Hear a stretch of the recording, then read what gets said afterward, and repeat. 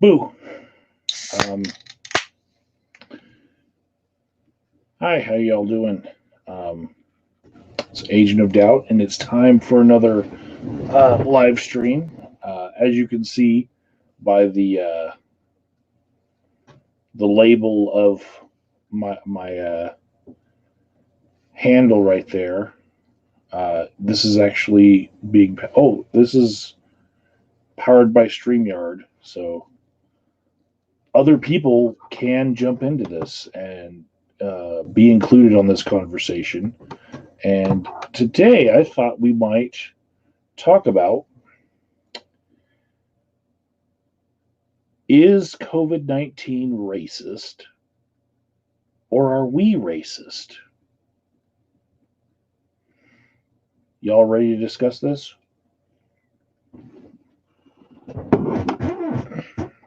And by y'all, I mean all 0 people that are in the chat right now. Wow. No planning went into this. This is Friday night, so I guess people have things to do. Oh, wait. Oh, wait. We're all locked down because of the pandemic. So, hi, Dan. Let's see. I'm going to do this invite thing for you, Dan. And I'm actually going to find you on some other social media platform and send you the link to jump into the stream. I think I might have you on Twitter. Do. Let's see. No.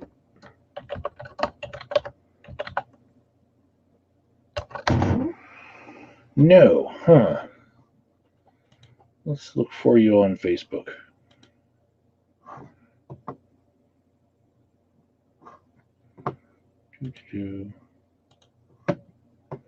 It's taking too long.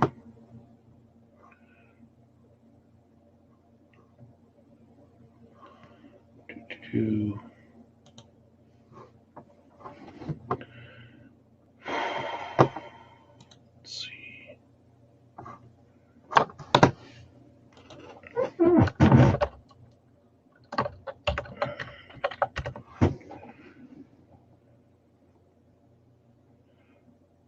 Would you believe I know more than one Dan Jensen?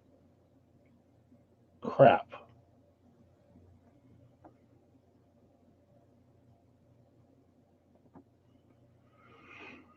Well, not a one of them looks like the real Pastafarian Dan. And apparently there's a Sheriff Dan Jensen as well. You need to message me on some social media to get the link to my stream, Dan.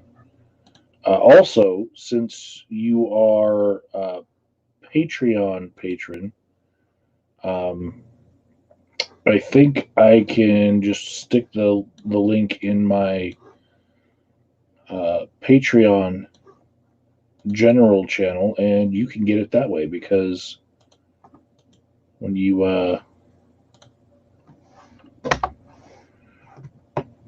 donate to my Patreon, you get access to that Discord, and people don't have to get the access that way. I'll share it for free, but I did that whole link my Discord to it. So there you go.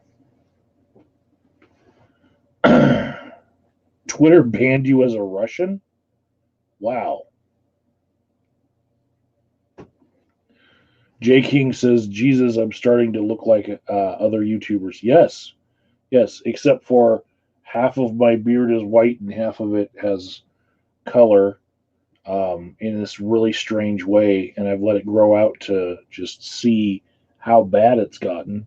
But yeah, I kind of look like Two-Face from Batman as well because of that. I'm well aware that I'm starting to look like a lot of other people. You could also say that I'm looking like what would happen if you I don't know, fed Twinkies to Sargon of Akkad for like 30 years, you know?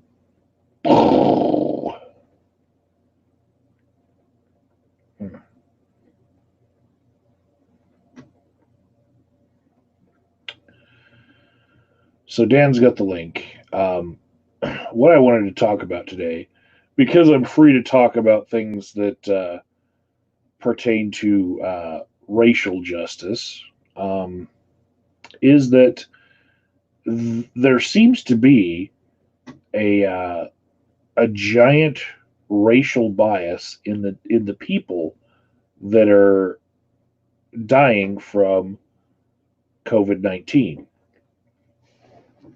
And let's see, Mitch, he left a article from the Atlantic that was explaining all the different dynamics at play here. But we like to say the word intersectional just to trigger all the shitlords out there. It's an intersectional thing that 2/3 of the people that died from COVID-19 in Chicago uh, last month were African American. Um, yes, some of them also had uh, high blood pressure problems. I think it was 4 out of 5 already had high blood pressure problems of those who died. But the fact that they have high blood pressure problems in America is also something that you could say is a bit of a sign of racial bias because they're uh, more likely to be impoverished and therefore more likely to not seek health care, not take care of themselves, and eat crappy food.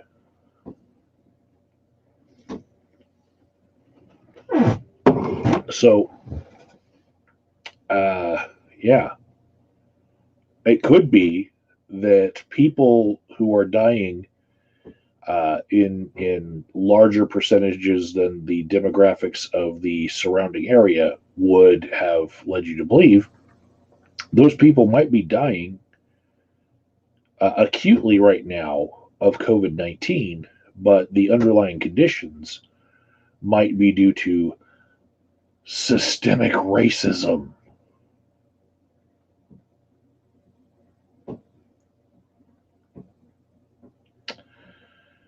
No thoughts in the chat so far, but as people file in, we'll be able to talk about this some more. I can put the article from the Atlantic that Mitch dropped in my Discord right here in the chat for you guys to be able to look at it yourselves.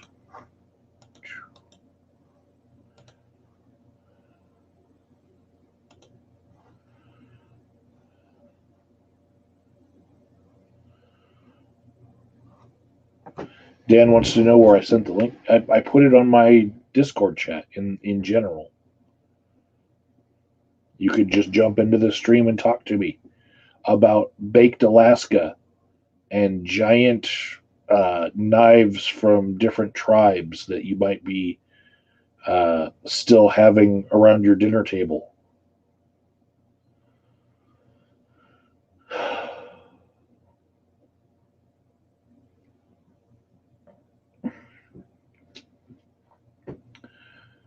Terrence wants to know, is intersectionality really all that important to a push for universal health care? Well,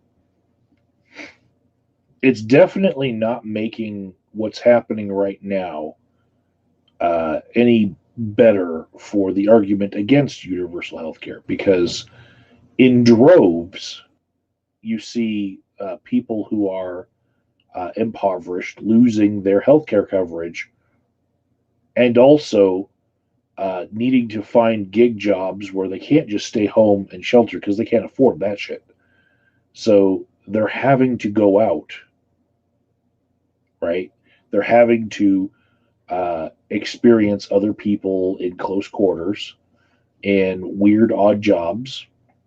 And because of that, that makes them at a higher risk for catching the coronavirus.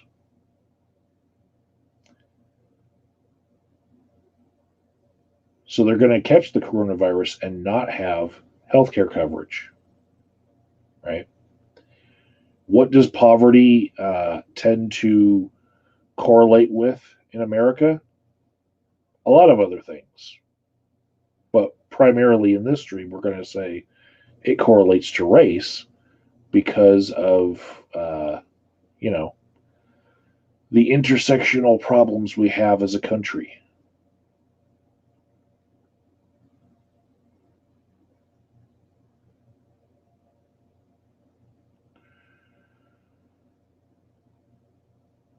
I have no idea why Jamie is screaming Edward.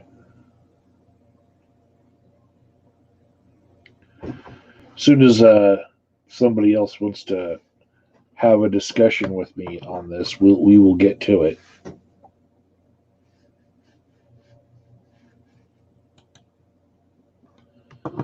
Doo-doo-doo.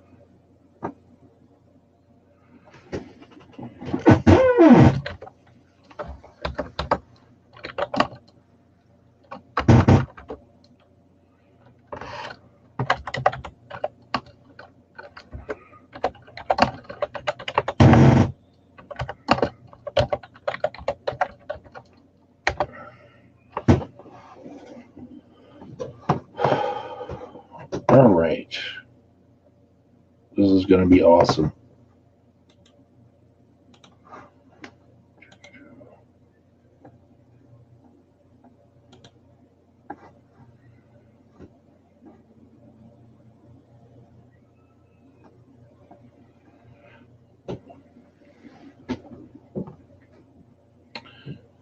I don't exactly know what Do Not Pirate is trying to say when he says, it's not us now, it's an echo of the law making it illegal to read.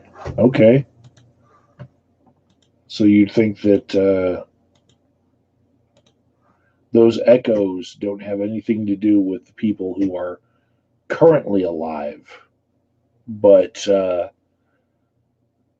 it's hard to get up out of poverty because it kind of sticks to you through generations of your family. And so then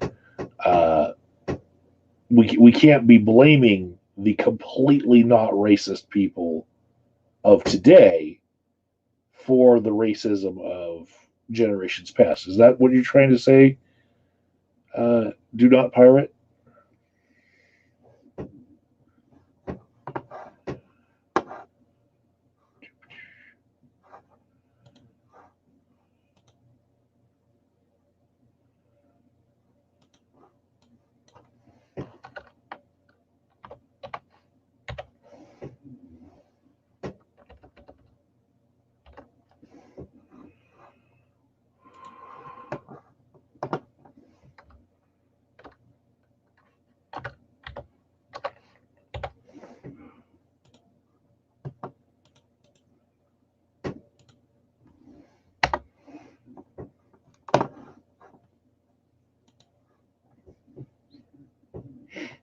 And Nick says that the China virus is extremely racist.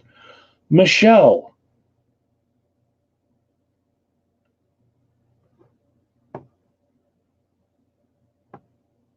you're saying that we're racist and COVID is a genist? Okay, Michelle, jump on into the stream. You can't say that you're working because no one's working.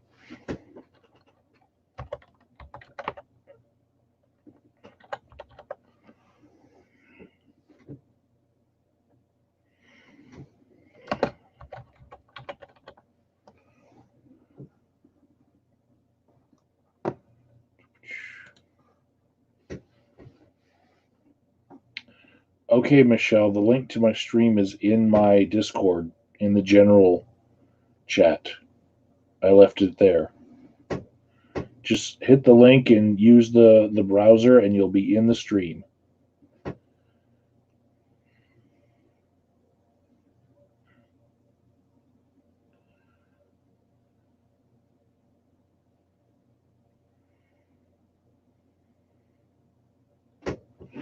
All right, we're about to have a throwdown of a discussion.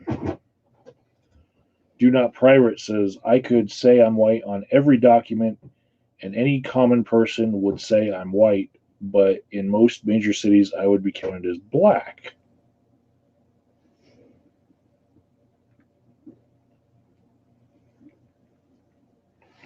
I didn't notice that you were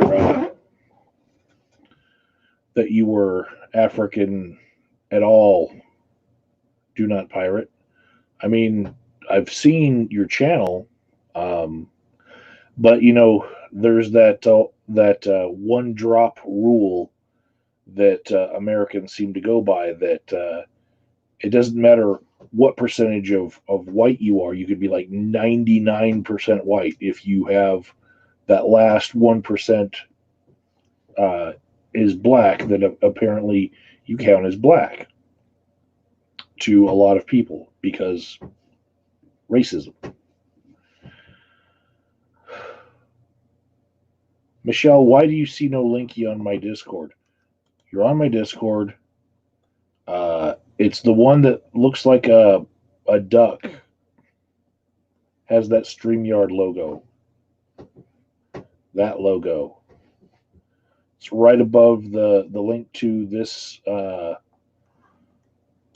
stream on YouTube is the stream to jump into this. Okay.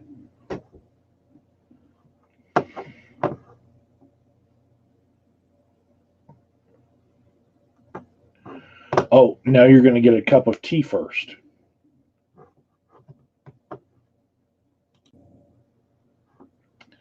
Hi, Jamie.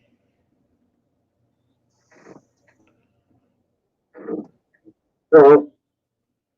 Jamie, do you have something to say about my assertion that we are racist and therefore more black people are dying because of the coronavirus? Say that maybe people are racist against. Okay, go on. So what we should do is have a campaign about what they were doing in Italy, where they're hugging a Chinaman.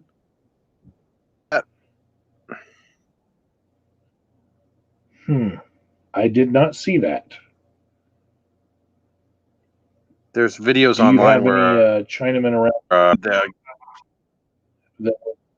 Not me. I don't recommend hugging people without their consent. So, do you have any Chinese friends that you could hug? No, but it was like people were volunteering there with a sign saying, "I'm not a virus. I'm a human being," and so people go up and hug them. Okay. So that's what we should be doing in America. Well, I can see that as a good uh, you know PSA type maneuver, especially working on college campuses. You know, I feel like that public service announcement might resonate well and might work well in the general public in places. I don't know that that's going to work that well though. Like if they were just to go downtown and try the same things, I think that there's a little bit more tension than would allow for that sort of a exercise. Well, they tried it in China. I'm not China, Italy, and yes, but this was before the coronavirus got rid.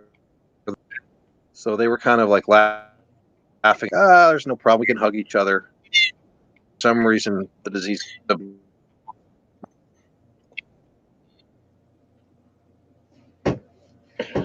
I think that just following the guidelines in that the World Health Organization made for the naming of pandemics from here on out is a good start. We're not supposed to call it the China virus because there are naming rules now. Like prior to that, we had the Hong Kong flu, we had the Spanish flu, and we had a bunch of pandemics that were named after people or geographic locations. And so now there's like this nomenclature uh, guideline that says you shouldn't be naming it after people or places to keep this sort of prejudice from popping up. Right. They lied and tried saying that this virus came from Americans. So I think that's why Trump called it the China virus, because they were trying. So that happened in March, and that wasn't China. That was a Chinese officer who had a theory, right? And what happened there is one person's opinion, who happened to be different from the whole other million Chinese people, just happened to pick up steam and get caught by the American news cycle. But that was not their original thoughts. There, meaning the billion of people that are living in China. You know, that was actually just one military official who said it months after this thing had already made it to America. They've been dealing with this thing since Christmas time, and so like for it to be like 3 months later that this gets picked up in the news cycle, it doesn't mean that from the beginning that they thought this might have been a U.S. thing. Now, there's going to be conspiracy theories in every country as to what this was about, right? I've had people say that this fits perfectly in the narrative of Agenda 21, which means like they're trying to do population control on the planet. And by they mean something about Bilderbergers and Rockefellers and uh, Yeah. Masons and yeah, the elite, um, the usual suspects. Whereas conspiracy theories go, right? So I think that if we just keep to the naming nomenclature that we've been given, that we all like the World Health Organization came up with these rules just to make sure that like no one place got associated with the virus, then we'll do a lot better as far as our racism. But you did mention that China lied. They did have some lies in the beginning about having it under control, and they, they did, I think, give a hell of a lot of warning that we didn't use. So it's hard for me to want to blame them when, like, January 15th, they came out with the whole genome of the virus and put it out to the world and said, hey, look out for this shit. Right. And then, it's mid March before we start locking things down. Whole 2 months later, right? 70 days after this was like really in the news cycle, we finally locked down. 70 freaking days in America that we waited. And so all of those people that are dying right now, the 100,000 people that could die, um, that's on us for not heeding the warning that we were given. Now, we could have been given a little bit better warning, yes, especially in those first 2 weeks when they're trying to say, oh, no, you can still buy stuff from us. You know, don't worry about it. We got this under control. In those first 2 weeks, yes, they were lying. They were trying to keep that shit from looking like the Chinese virus. Um, but it's a little World Health understandable Organization given has that, been yeah, it's a little understandable that they had that initial response to it, though, because in practice, I haven't bought anything off of Wish.com because of uh, all of the stuff comes from China, and I don't know how long this virus lasts on packaging inside and out. So if somebody was sick over there and that package has this virus that can last, however long on each surface, I don't want to get it, right? Now, I'm afraid of every package, even the American ones. And Misty has this quarantine process they have to go through, and basically they're all getting drenched in Lysol. It's a good thing we have online bill pay because all my bills would be uh, drenched before I could read them. Boo. Michelle, welcome to Morning. StreamYard. Have you ever used StreamYard before? No, never. Well, Don't worry, I'll pick it up as we go along. It's kind of like Google Hangouts, and you can use the stream key in order to stream on channels that have streaming enabled. Are you trying to get off camera while eating? I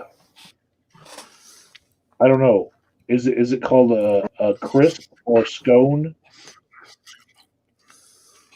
A biscuit. It's called a biscuit. Okay, that's a biscuit. Okay. You call them cookies. Okay. I just don't want to munch all over the I channel. don't know if that was a cookie or a cracker, but Crackers are different. I'm not going to go downstairs and get you a cracker. Did you want a cracker? Did you want a cracker? I wanted you to teach the Phantom Lion based on his tweet. I don't know if you saw this in my Discord. He tried to spell out the way that he had heard the spread rate variable pronounced. So it's R naught, right?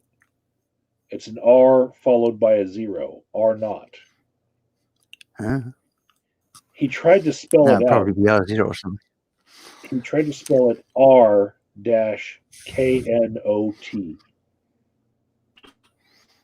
Huh? Because sounds he odd. heard The whole thing sounds odd. like tying a knot with your shoelaces instead of. I'm just going to find another article that talks about it and see how it's actually written there. Yeah. Well, it's pronounced R naught, and it's that British 0. Yeah. It's a sub, a zero, which is sub, not super subscript. Mm-hmm. And I will be damned if I know. Anyways, I'd like you to teach Phantom Lion the difference between a knot that you tie with string and a KNOT. Yeah, and not the 0. NAUGHT. Naught, as in Argonaut. That's how I'm reading it, according to what I'm reading, but this is the internet. It could be entirely junk. Yeah. That help? Mitch Crane, you're welcome to join us as well after you left the link in my Discord that actually started this discussion. Basically, we're making the argument that it's not the coronavirus that is racist, it's us.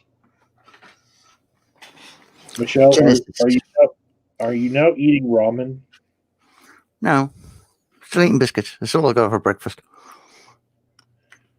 Traditionally, every morning when I wake up, I make my mother a cup of tea in bed.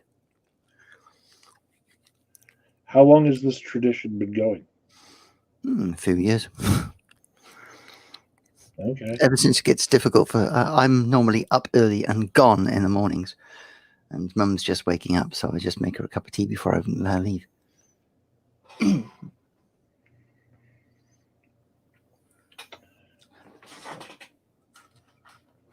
Terrence wants Phantom Line in on this Racist. stream. No.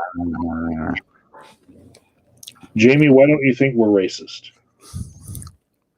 What Phantom Line joins. could I'm be sorry, racist, but I don't think we are. Nothing against him as a person, but some of the arguments that start The just go virus- round and round in circles and never reach an end.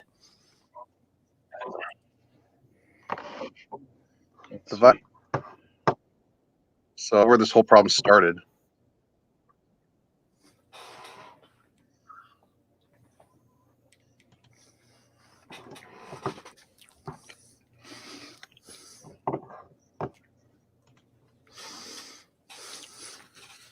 Yeah, there seem to be two theories on how this happens that actually have any sort of legs, but even those that are legs that we can't totally grasp.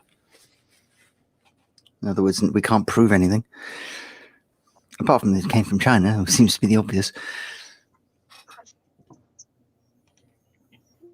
Came from the wet market, the Chinese government as a bioweapon. Well, the two that I've been following is one that there's been an announcement that the U.S. intelligence knew about this in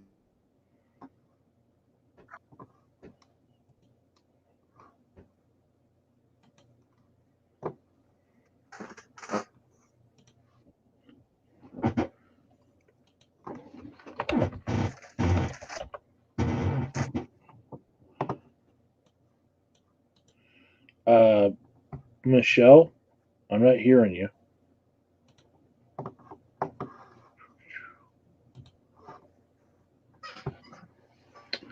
Somehow you got muted, Michelle.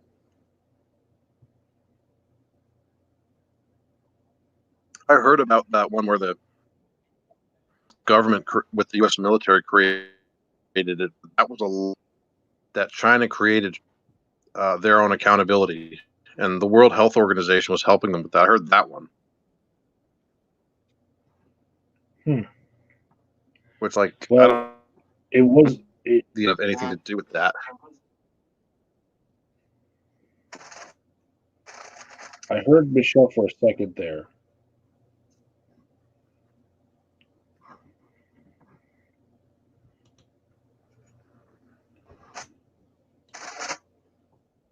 Pastafarian Dan, I sent you a invitation to my Discord on Discord.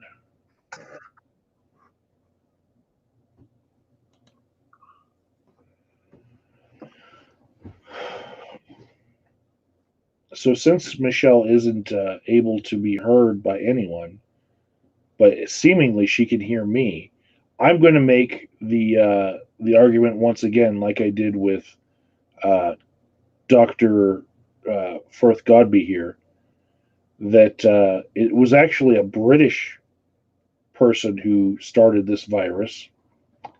And so here's my argument. Who do we know that might try eating a pangolin in order to cure erectile dysfunction in their old age? She dropped out. She might come right back in. When she gets back, I'll get her. He's dead. But he did die in January. Nobody's saying how he died. So that's kind of suspicious. In a very strange way. It is a suspicious thing, especially when Aaron Ra said, I don't know how he died and I don't need to know. You know, and I'm like, you just showed a whole montage of how good of friends you guys were, and now you're just not curious as to how your good friend died. Yeah, what if he was poisoned or like or somebody killed. I don't know. I heard from a lot of people that he was sneezing before he died. So he traveled, I know, a lot. Maybe he went to China. Yeah.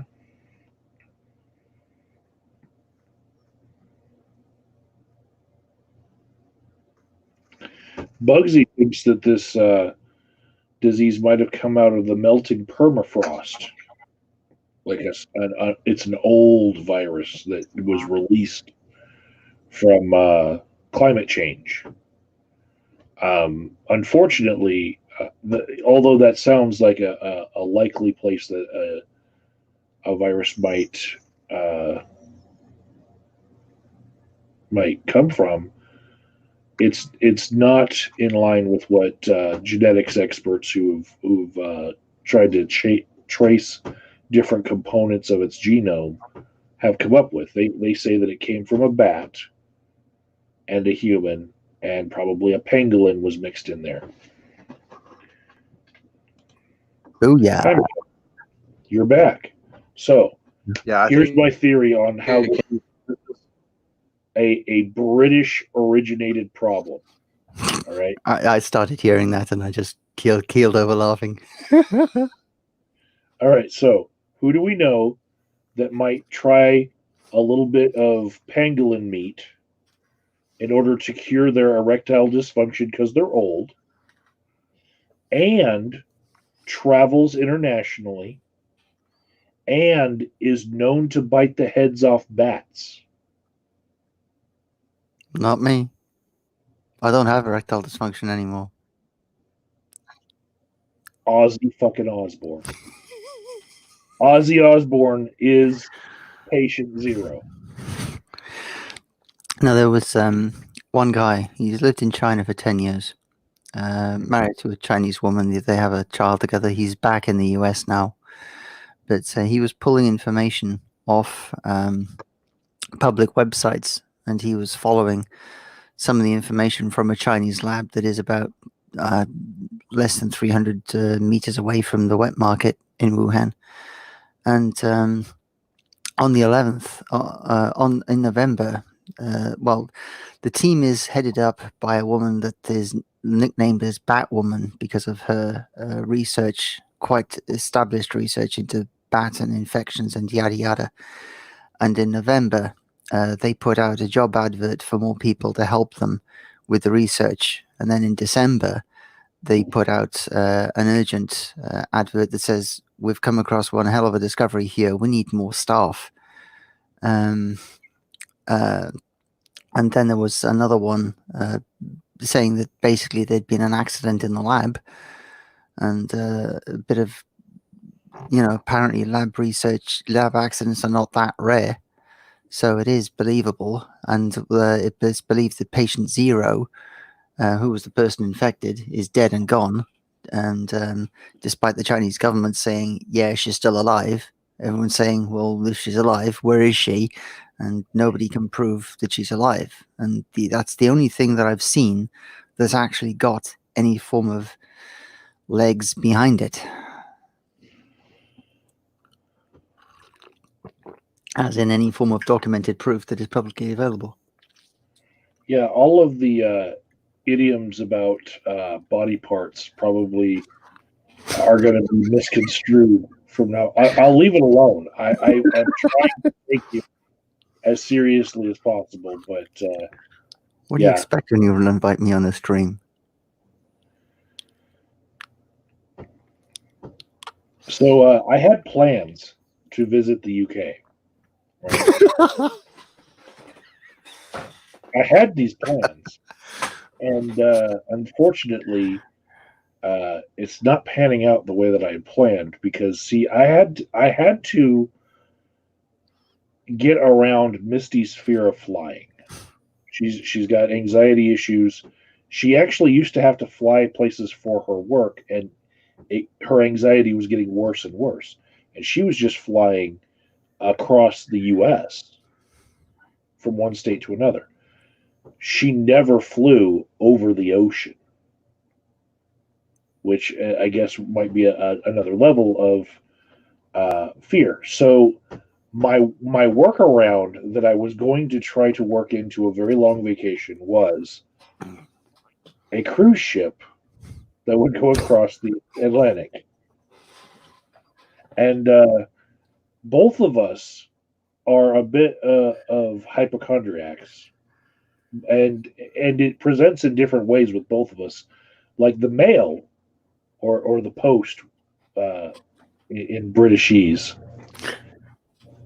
When she goes to get the post from the post box, she brings it in a larger box that she puts on gloves to empty our post box, and she puts that box on the back patio, and nothing gets into the main house until it's waited for a couple of days out in the sunlight.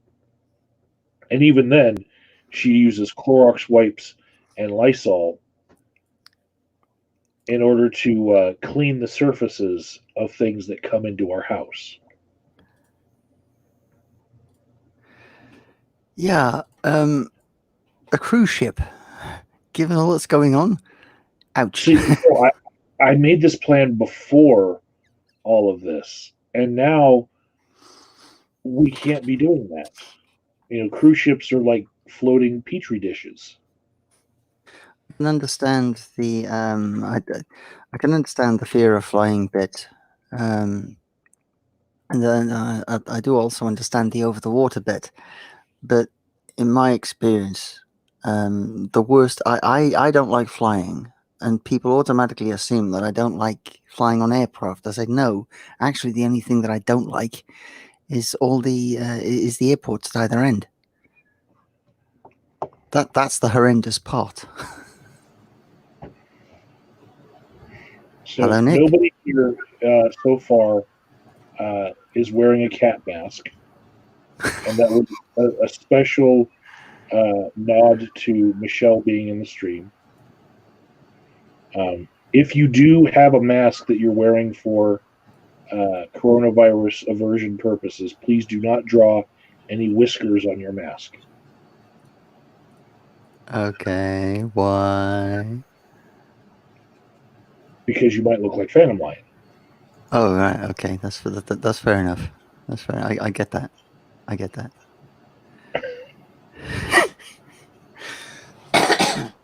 And get done for Michelle, copyright.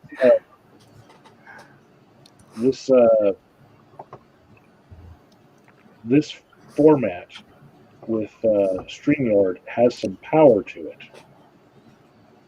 I can actually share screen and show things to people while I'm doing this whole having a whole bunch of people on the screen at the same time. Like you're looking at it right now. Yeah. Seeing is believing. Like here's the topic that I'm talking about, and I'm sending you to this other screen where I have articles brought up. Now BuzzFeed, it's a place where it has a lot more, I guess, credibility amongst us social justice warriors. Even the bad like myself. First thing that I'm looking up on the internet is if StreamYard has any links with China. Okay. Oh. Especially after Zoom. Have you seen that video yet where they dragged a black guy off a bus because he didn't have a mask on? No, I have not seen that. Here in America, so I forget where it was. It was, I want to say it was New York, but I don't think it was New York. It was some black guy on a bus. He got on, wasn't wearing a mask, and he got kicked off. He wouldn't leave. They called the cops. There had to be 8, 9 cops, dragging him off the bus. Is there some sort of emergency law that you have to wear a mask if you're out? They were ready to beat his ass. It's just the thing of it is, though, is just like in England, we've got cops who they're seeing people minding their own damn business, and the cops are walking up to them and saying, hey, I'm going to give you a fine for, whatever. But yeah, they dragged him off the bus. I'll try to find that video again, but Yeah, in the UK, they have to keep people have to keep moving. They have to keep moving. They can't just sit down and sunbathe or whatever. there's also So- a concern about essential items. It's like, well, how do you define an essential item? What's essential?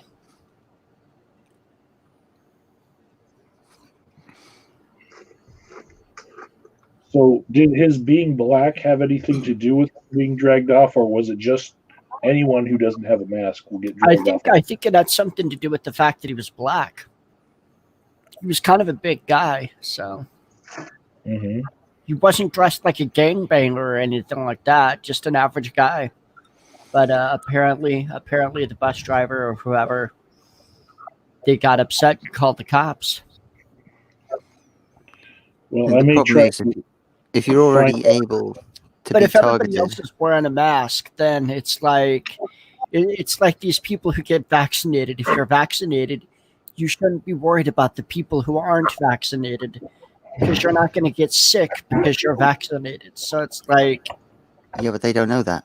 if you're wearing a mask, well, of course they don't know that. They're idiots. mean, The if the- American public is uneducated. If there's some sort of legislation or emergency rule that says you got to wear a mask in public, and you don't wear a mask in public, and you just happen to be someone who's you're just giving people an excuse to beat you up. No, I disagree with that. Violence is not the answer. We should work hard on avoiding becoming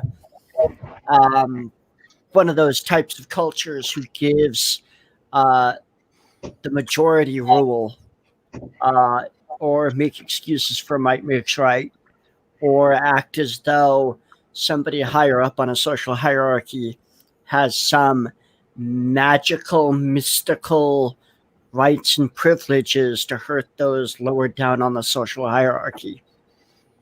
I do agree with you. It's just that my impression from what you said was that he got on the bus that wasn't wearing a mask. The driver told him to go. He refused.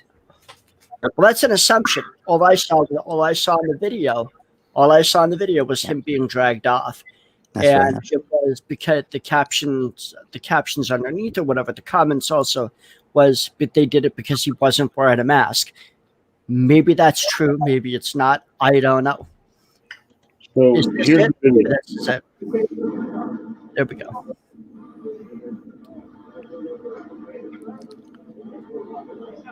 Well, it does look like he's refusing to leave the bus.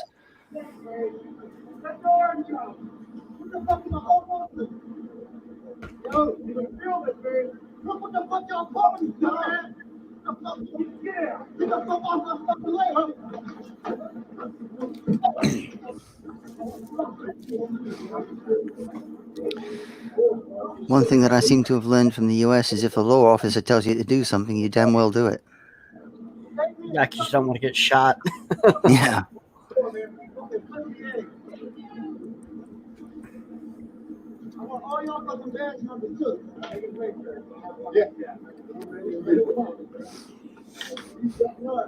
Seems like he's pretty mad. He's Yeah, but asking for he's- tax numbers and they're walking away. But they didn't beat the crap out of him, as I've seen on other videos. Well, you don't want to get coronavirus from beating the crap out of people these days.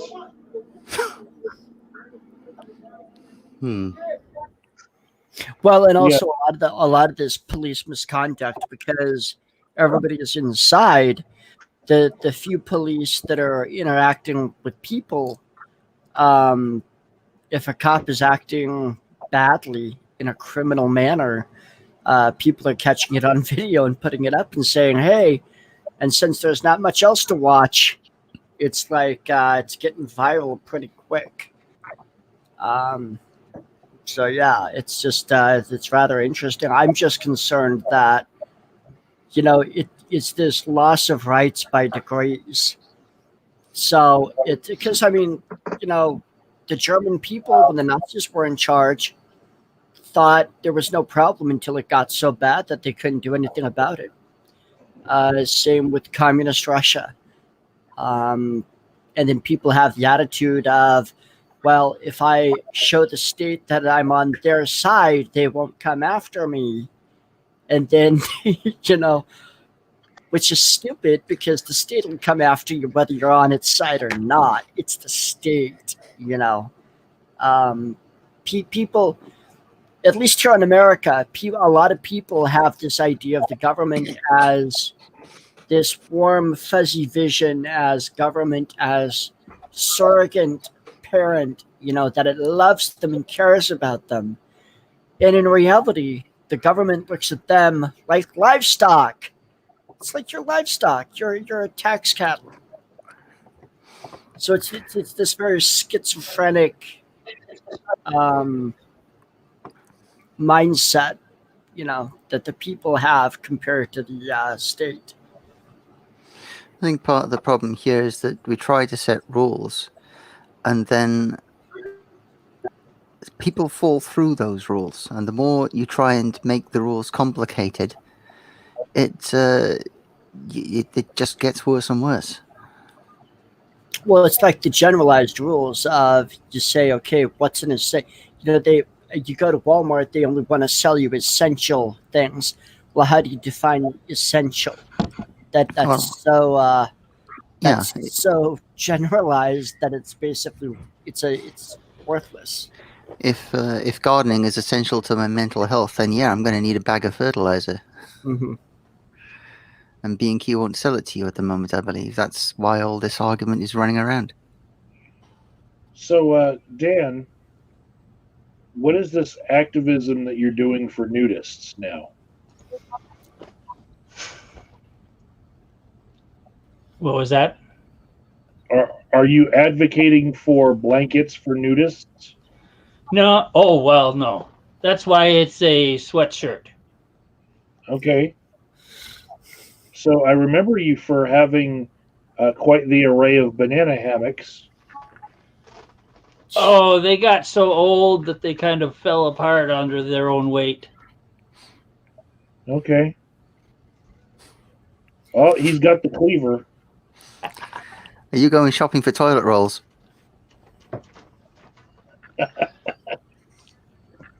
Actually, that's what he uses to cut the baked Alaska when he's serving guests.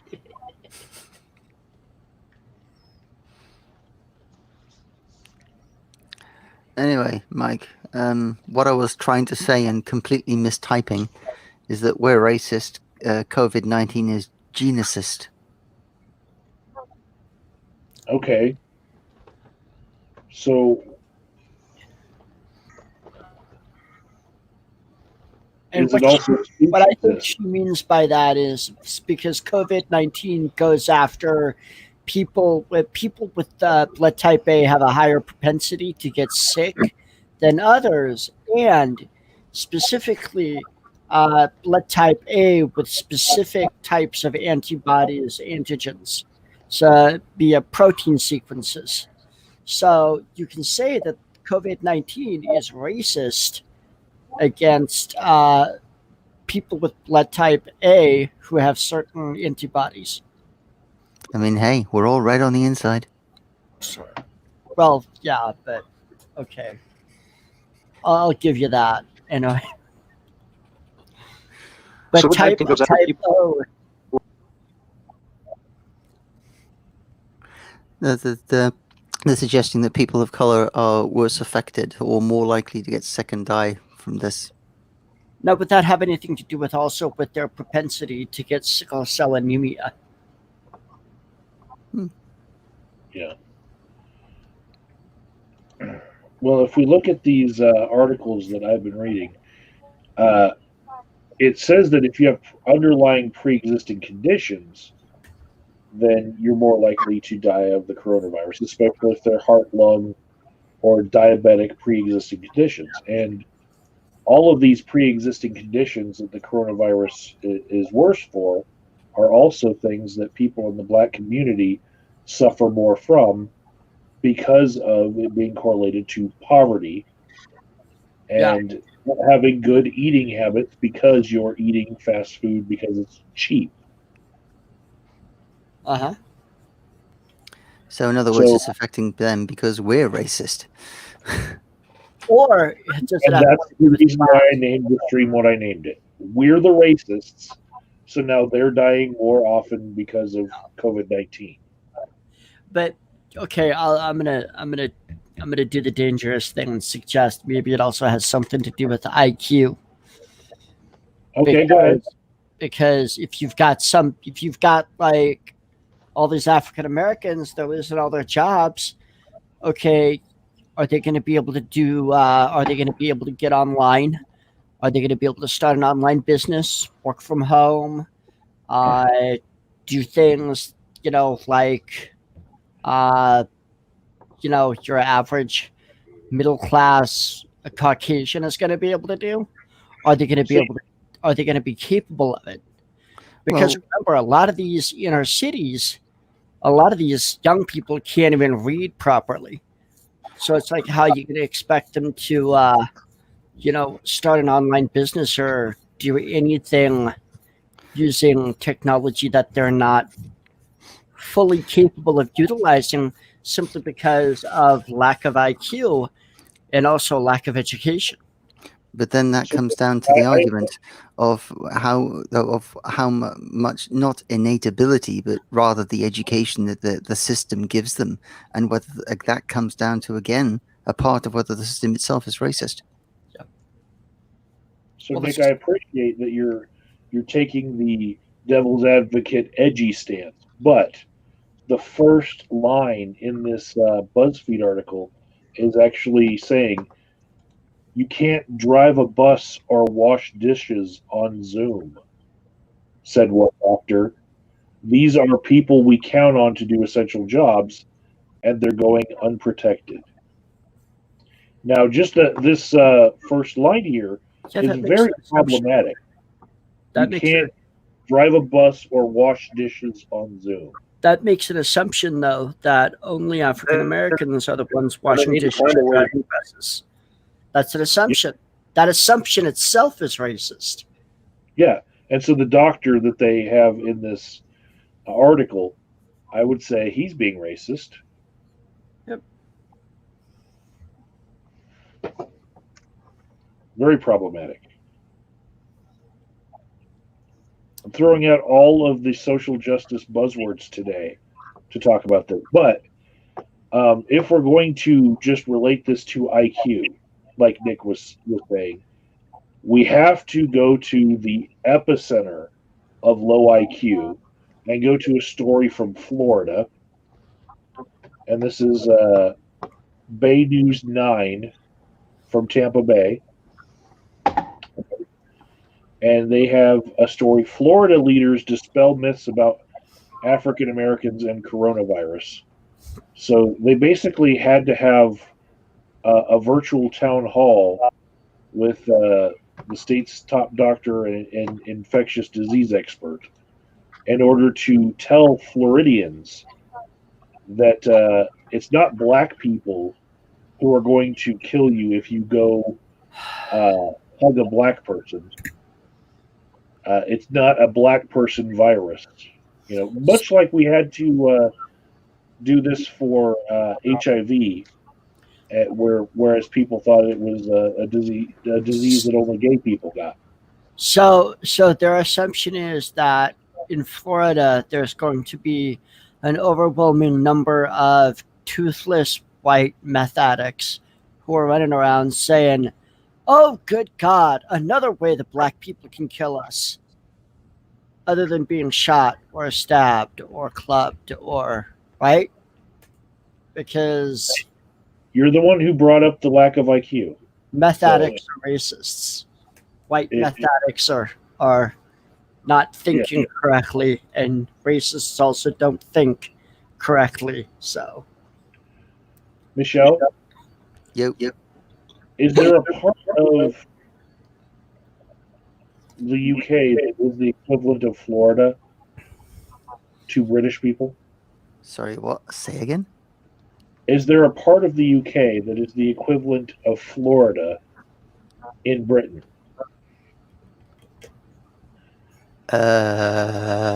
You'd have to further define Epicenter of what Florida is. Epicenter.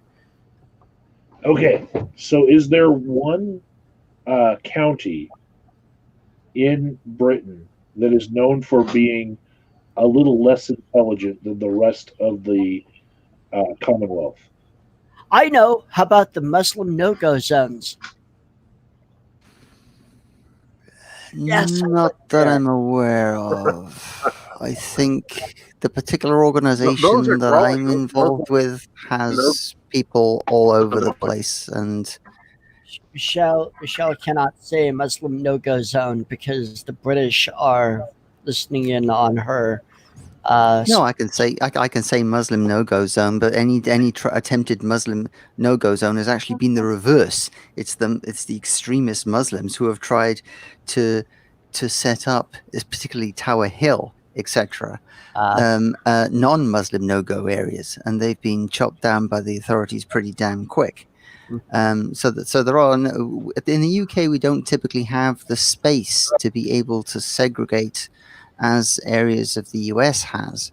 But to come back to the particular question of IQ in various areas of the UK, as far as I'm aware, in the particular organization of which I'm a member of, no, that's not the case. What about the Cockney? No, you can't really, geez, you can't level IQ at any particular segment of society. It does not work. All right, so if there was one county in all of Britain where somebody was wrestling alligators, which one would that be? Wrestling alligators? Yes. You have totally Like got me on this importing one. alligators so that they could wrestle them for show to a crowd. Yeah, that's nothing to do with IQ. That is absolutely nothing to do. That is purely to be that would purely be a bravado ego thing, and how many people would actually crowd around such things as they used to crowd around beheadings in the medieval ages. We're still humans. We'll still like a good show.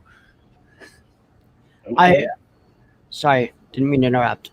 I was gonna say I think I know Poseidon's race because of what he commented in the comments. He said, it's a question. He says, crack dealing is hard from your apartment. Is that what you're saying, Nick? No. And I'm going to assume that he's thinking about crack because he's African American and African Americans are obsessed with crack instead of cocaine, which is the good stuff. Right, Poseidon? I challenge Poseidon to come on video and debate me. Debate me! While we're waiting for Poseidon's answer to that challenge, Mike, can you have a quick look in the private chat where I've asked you if you can find a short clip of, yeah. Okay. I'm going to go out Alex Jones on Poseidon. What, by going Alex Jones, you mean you're suddenly going on to a rant against media? You're a reptile, you're a communist. Anyway. France, Sweden, all have Muslim occupied areas. What the hell is that? What's going on there?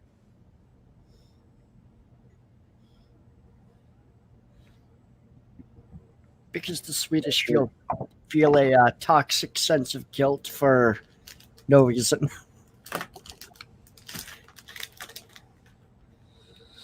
Toxic guilt and toxic shame. The way they're going,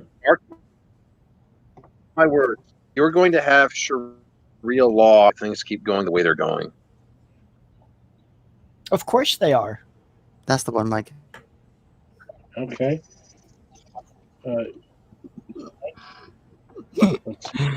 Coronavirus is a great leveler. It's not. It's much, much harder if you're poor. How do we stop it making social inequality even greater? Oh, we're getting copyright claim today. No, it should be there's a short version, not the whole thing. It's only a couple of minutes long of her conclusion. That's I don't know. Leave it run. COVID-19 has sometimes felt trite and misleading. You do not survive the illness through fortitude and strength of character, whatever the Prime Minister's colleagues will tell us. And the disease is not a great leveller, the consequences of which everyone, rich or poor, suffers the same. This is a myth which needs debunking. Those suffering on the front line right now, bus drivers and shelf stackers, nurses, care home workers, hospital staff and shopkeepers, are disproportionately the lower paid members of our workforce. They are more likely to catch the disease because they are more exposed. Those who live in tower blocks and small flats will find the lockdown tougher. Those in manual jobs will be unable to work from home. This is a health issue with huge ramifications for social welfare, and it's a welfare issue with huge ramifications for public health. Tonight, as France goes into recession and the World Trade Organization warns the pandemic could provoke the deepest economic downturn of our lifetimes, we ask what kind of social settlement might need to be put in place to stop the inequality becoming even more stark. One of the hardest things about dealing in graphs and numbers, statistics, targets, flattening or rising curves is the propensity to forget the names and lives behind the growing death toll. Tonight, we want to remember some of those who died whilst doing their job. They were not soldiers. They didn't sign up to a career in which they pledged to give their lives. They would not see themselves as heroes, but as ordinary members of the public doing their work at a time when it demanded immense courage and kindness. Here are just some of those key workers from all walks of life we remember tonight. Good night. There you go.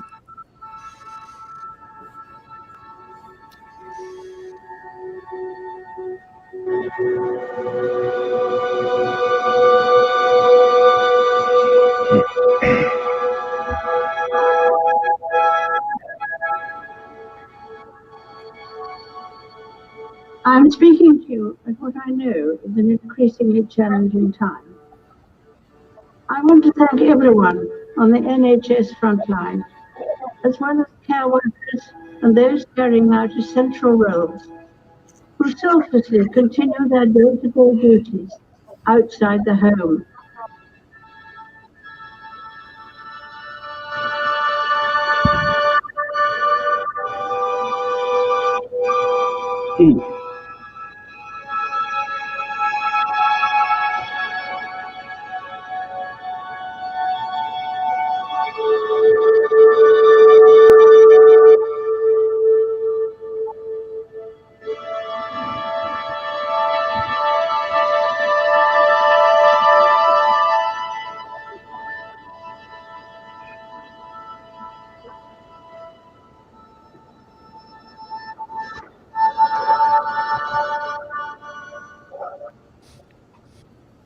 See the headlines as they happen and watch BBC News live in the app and get the full story. Okay, so Yep. that one particularly moved you? Yeah. Mm. And that I think speaks to the guy, transplant plant specialist, to me was like, whoa, there's a guy with a lot of training. But also it stood out to me that in the UK, nurses are not paid like they are in the US. Nurses actually make a lot of money here in the US.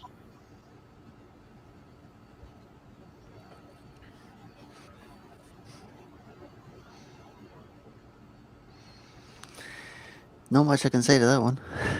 But I think that's one of the things that is gonna.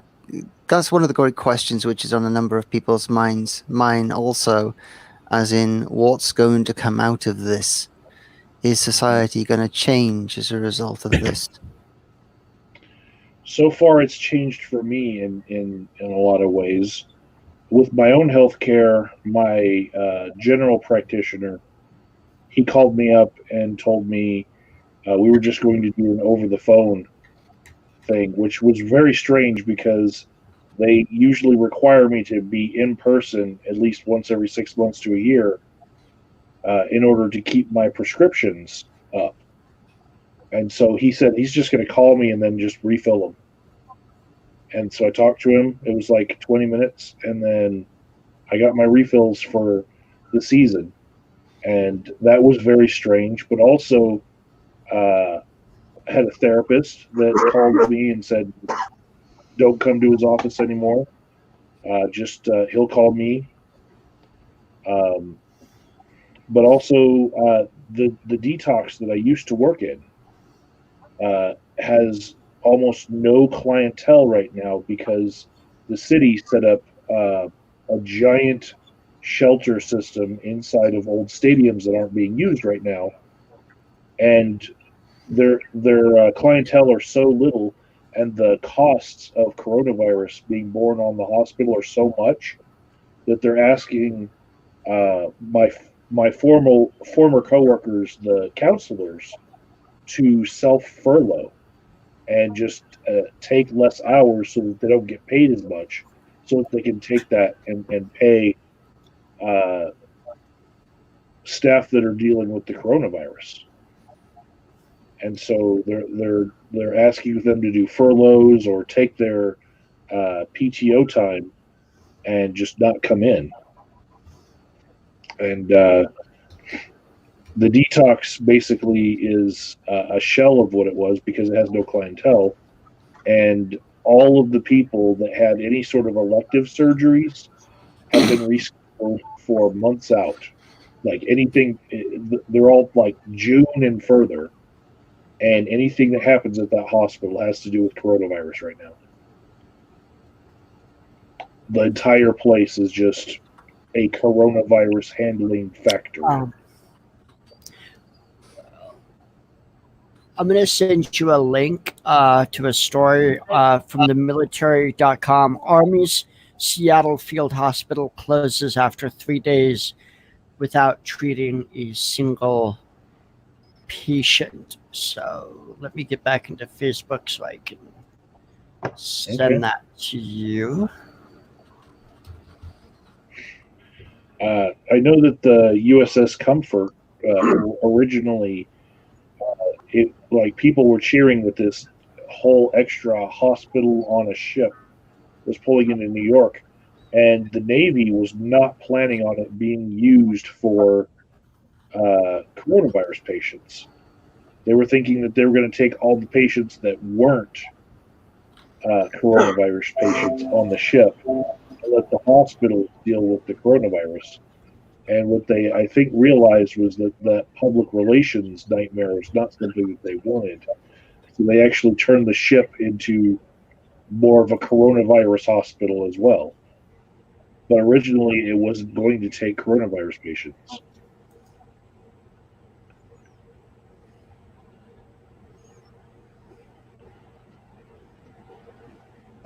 I see Poseidon having a fit in my chat again. He is because I'm not giving him attention. Well, I'm not reading his comments and interacting with him, and this channel is becoming more of an actual conversation with voice with the people in the chat. And we play little videos for context. And he's like, "Oh, this is a snooze fest," and that's part of the risk that I run with changing up my format and going to the more entertaining format that I used to run with streams, because there are people who never want to jump on camera and only want to type while I'm the one on camera. But this is more entertaining. This is entertaining. Well, I've been collecting these people that only like to type, never like to come on camera, and never like to share their voice. Because Poseidon's a little bitch because he doesn't want to go on camera. He's afraid that I'll debate him and destroy him. It's Dan Jensen. Just putting it out there. I'm just putting it out there, not talking shit, just stating facts, just putting it out there. So he's welcome to get on camera and prove me wrong. Exalt was asking who's on the bottom left. Exiled is asking that? Principled uncertainty. That's not exiled. I thought Principled Uncertainty was exiled. No. Poseidon Chikilden, or whatever the name is. Not Principled. Chiclodon. Principled Is one Uncertainty of is the somebody else. actual countrymen, not one of your Benedict Poseidon, Arnold countrymen.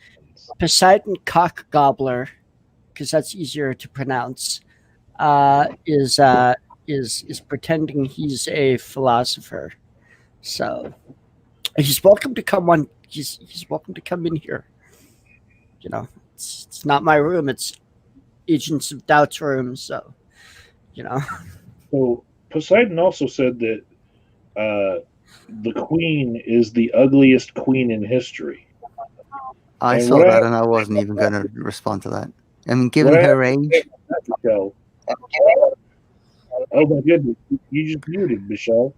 Poseidon says that about all the women that he doesn't have a chance with.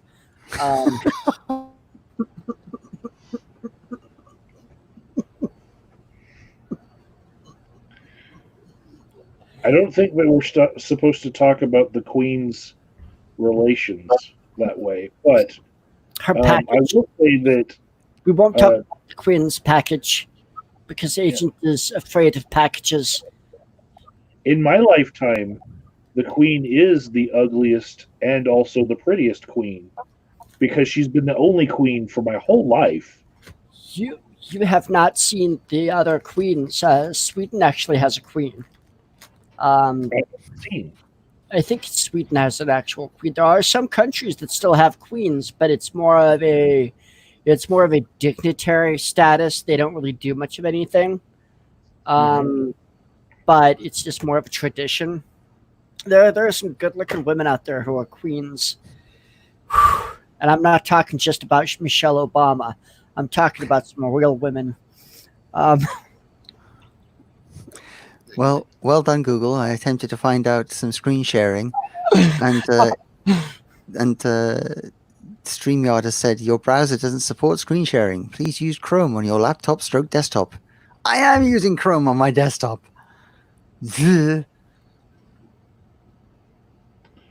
Michelle, You. Dan is actually showing us some decade-old art that I did.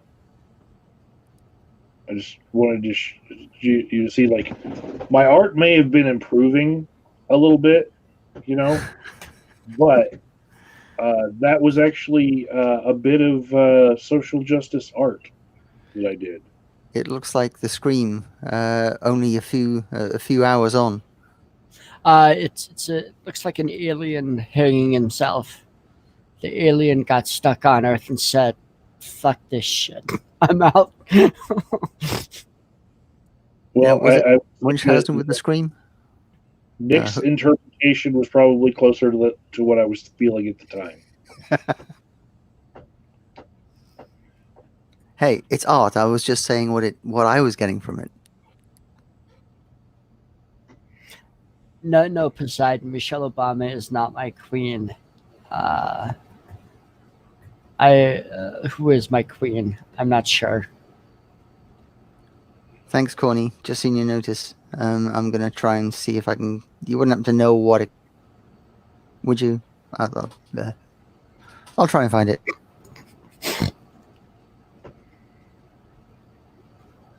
Yeah, I think that this format is actually very well suited to throw out these ideas that trigger a lot of people Yeah. and just have a serious discussion about it rather than people who just Troll. make Yeah. things that they would not say if they were having a genuine conversation with people, a back and forth. The kind of things that I got in the beginning of this show were just a lot of, talking about my personal weight, and weight shaming me and stuff like that. And here I am just trying to have a intellectual conversation. I'm just gonna nip out for a second and restart Chrome. Okay. So I see. Terrence says Poseidon is gay. So okay, that suggests to me a couple of things, but I'm not going to say it. Okay. Well, there's nothing wrong with being gay. I know there's not. There's nothing wrong with being gay. What I'm getting at is I've had homosexual men like Poseidon, like the Happy Cabby, like Tim Maris, who secretly wanted to have their way with me, and I rebuffed them.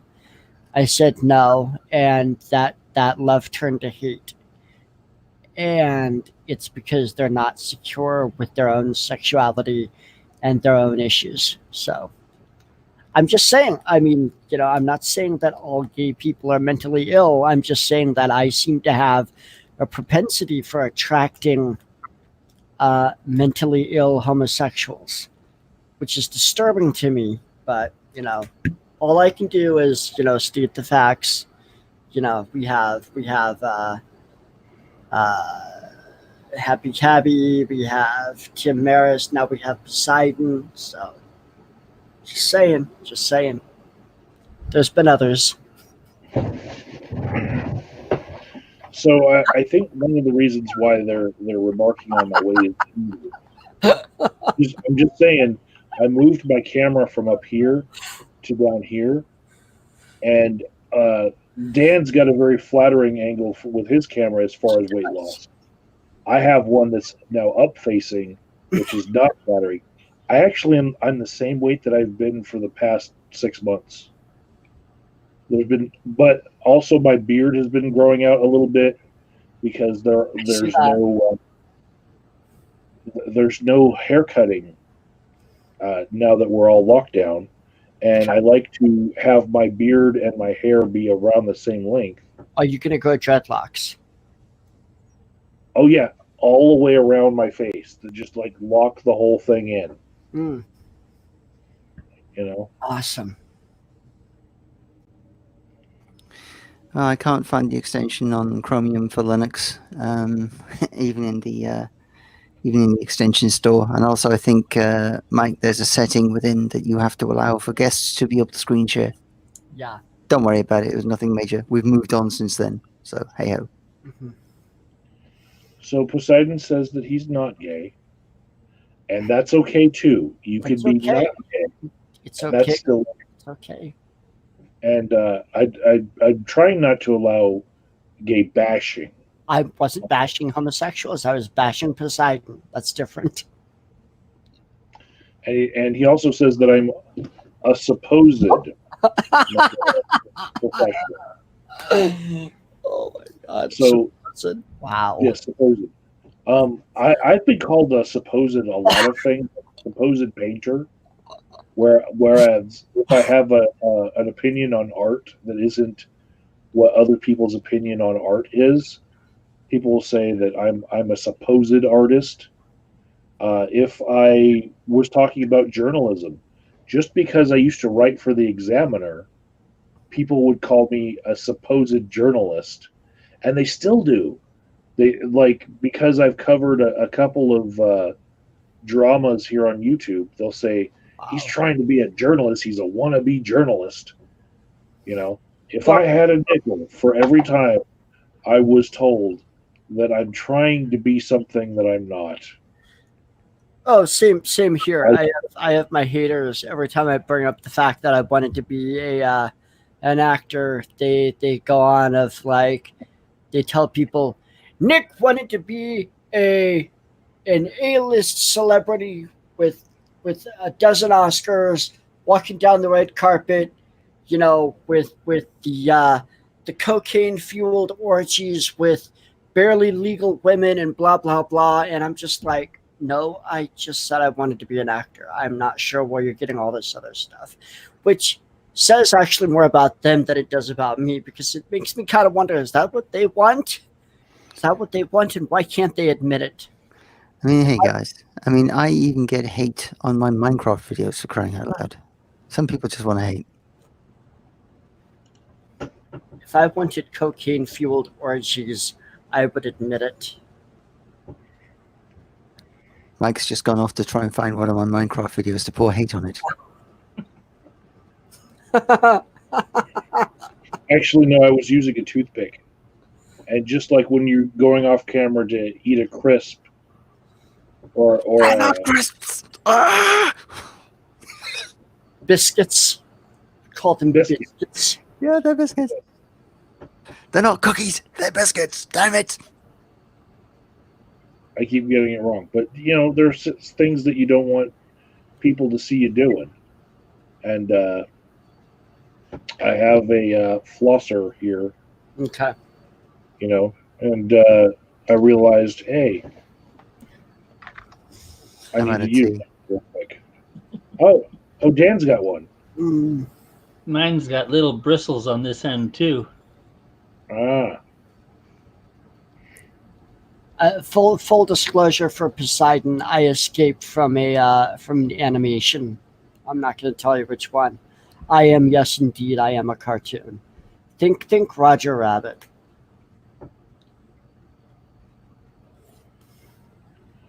so Michelle, do you have the same sort of disparities in the UK with any sort of demographic where they're going to be suffering a little bit more in this pandemic? I think so. So far, it's been geographical. London has been hammered, but in terms of sub-demographic within that, I don't think anyone's actually published any figures which I can analyze. And to be honest, I think I'm at the point where I don't look for those things anymore. I just see a lot of people dying. Mm-hmm. And the percentages that I've seen against blood type A, blood type O, yada yada, blah blah, they're not that big a percentage difference, to be honest. It's going to get all of us, whether we like it or not. It's the old thing of one of my old colleagues. They tried to do everything right, good diet, exercise, blah blah, you name it. And his wife passed away from cancer. And one of the things he said, I don't understand it. We did everything right.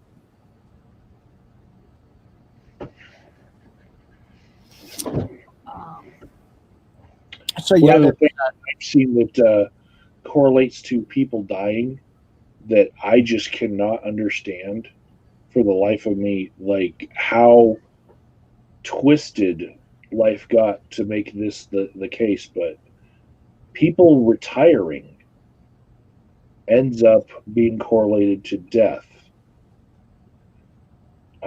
The average number of Social Security checks that a person draws in America is 13. So someone hits the age of 65, and then if they retire at 65, on average, they're going to make it to 66 years old, maybe, and pass away. Right? Well, what's pulling down that average is actually we have demographics that don't even make it to 65 years old. We have people that don't even make it to drawing their Social Security checks. So that pulls down the average, right? But I've known people who seem to be kept alive by the fact that they had a job. And as soon as they retired, that's when it was like their body said, okay, cool, we can die now. Well, that was when I was very, very much younger, in my teens. One of my neighbors, he drove buses, and he retired. And after a couple of months at home, he was just losing his mind because he had nothing to do. Mm-hmm. That's why I've got the guitar here. It's here. I can't play a damn note. Okay, I can play 5 chords. That's it. But when I retire, that puppy's going to be my life, and the keyboard, and the electronics, and the various other stuff. Yeah. Apologies, Nick. I was under the impression that you're an American in the UK. Am I wrong on that, please? No, I'm living in the middle of nowhere in the U.S. Cheers.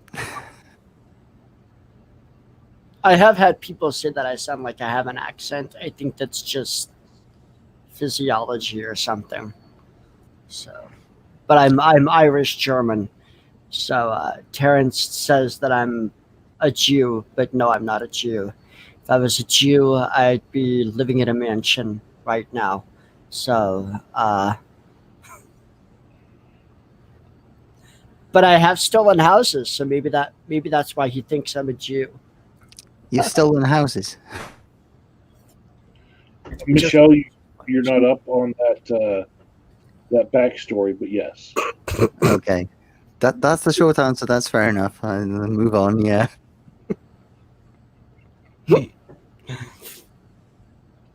Michelle, you've never done anything bad in your life? Oh hell yeah. I'm human.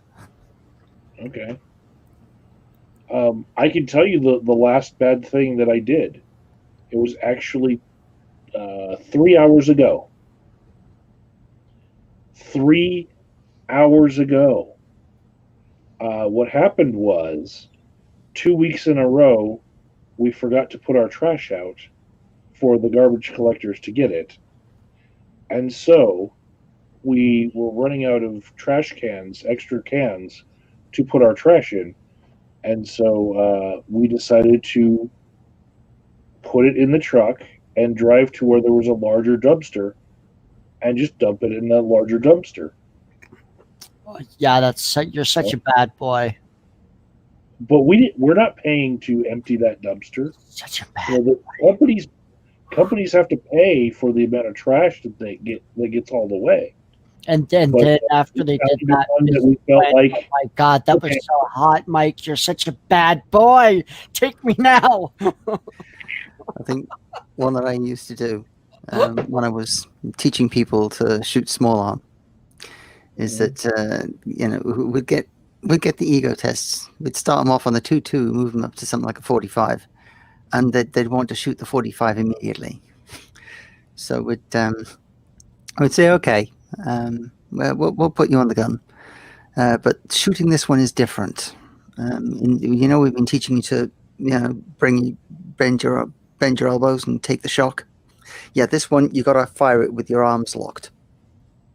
So just put one round in, let them shoot that, and then after we pick them up off the floor, Yeah. now have a bit of fucking respect for what we're telling you. So there are actually videos on YouTube of Midgets. midgets with guns, just for fun. Like the midgets are willing participants here. Big But guns. one in particular that I loved was there were 2 midgets on a rifle, and it still knocked them both over. And I'm going to hell for this. I know that I'm the world's worst SJW because I'm talking about how funny it is when midgets shoot guns, but it is damn funny, and YouTube hasn't taken it down. So I think the There's key that. is willing participants. midgets need to get ad revenue too. They're humans. They know what they're doing. They want to have a bit of fun. I mean, Yeah. I've seen people do a lot worse than that just for the lulls. Jeepers. What about that guy in Birmingham who actually just for the video views and the fame, he cemented his head inside a microwave? Damn, that's Cemented. Yeah, he actually, some friends actually cemented his head inside a microwave. And then when they couldn't get it out, they had to call the fire brigade. fuck. Was he at least able to breathe? I think they had a straw, a drinking straw or something, but of course it collapsed under the weight and expansion of the of the cement. Oh shit. Oh man. He survived it, just. Oh no.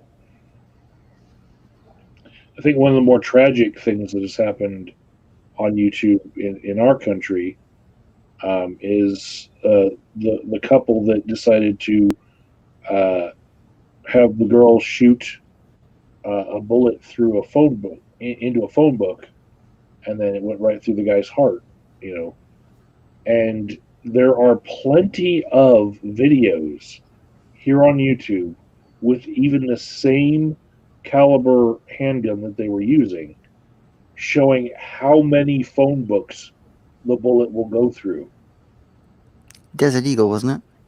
Yes. And it'll make it through 5 or 6 of them. Easy. So the guy was holding up one phone book. And I'm like, just And check people- to see if anybody else has ever done it first. And they had an That- audience, didn't they? Yeah. I mean, a no, physical audience there. and the girl was pregnant with his kid. You can't cure stupid. You know?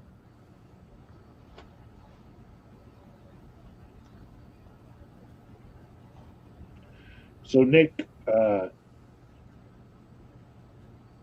the chat's been able to badger you into saying some statements about Jewish people.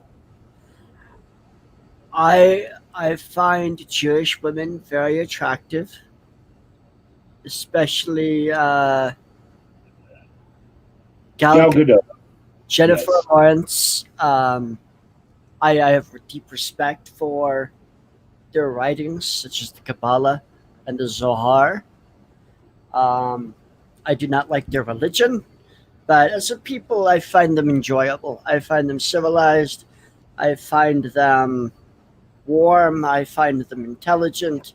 I find them good conversationalists. Do you find them to be mostly? I actually have a book called what is it? It's called by James DeMont, I think it is. It's called Jews, Israel, and History, and it's rather fascinating about how in the Middle Ages the Europeans tried to screw over the Jews, because the Jews were the only ones who, because of the Christian tradition, the Jews were the only ones who could handle money. But because the church was jealous of them, because they were like, well, these Jews are getting rich and buying land, right?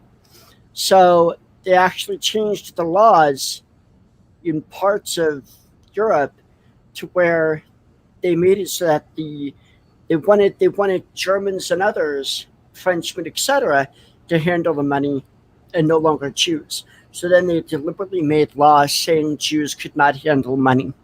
So it was just, and basically that led to a lot of economic problems, such as a collapse. And yeah, it's just rather fascinating. It's a very good book. It's by James DeMont, I think is the last name. I gotta say, I am German Irish, so I'm pleased. Please, I ask all of you, as a German, as somebody of German ancestry, none of you are allowed to appropriate the cultural, what we call them back in Germany, the ovens. None of you are allowed to appropriate the ovens. So I'm just putting that out there. None of you get to use the ovens. That goes my Sunday lunch then. Exactly. No ovens. Do not use the ovens. The Germans said no. No, they say 9. Mijn Nederlands is niet goed. Gaat je Engels spreken alstublieft? Italy and Spain right now are wondering what they're going to do with the mass of dead bodies that they're accruing because of coronavirus, and Germany is just doing nothing to help them. Germany's just like, we are not going to talk about the ovens. No.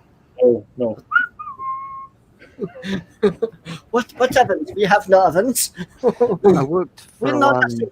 We know nothing. I worked for a while in Germany for a few years. I was hoping that someone would catch on that what I actually said was Dutch, not German, but hey ho. That joke fell flat in its arse. But it was some of the time was about 10 months was spent in Munich, and it was interesting because a lot of the German people were actually against the Nazis, but they were as much a threat of death as anybody else.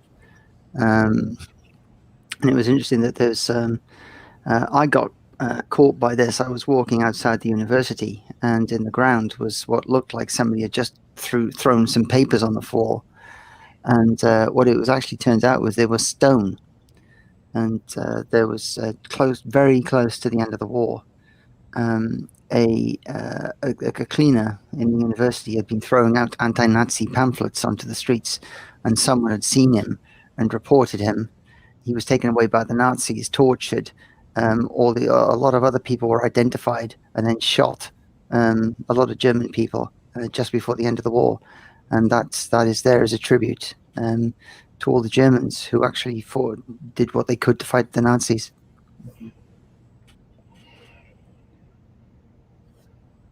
I mean, there's a if they actually went through history, they would actually find a good number of people who, spent their time, Germans who were fighting the Germans. There's one woman who I saw a meme, and I kind of researched a little bit about her. She started fighting the Germans. She actually made her way to France. She kept fighting. She actually survived and was never caught. I'm trying to think what her name was, but it's like there's so many stories like that could really be made into really good movies, but they're not touching them for some reason, because I think a lot of it is the media is so desperate to go on the negative.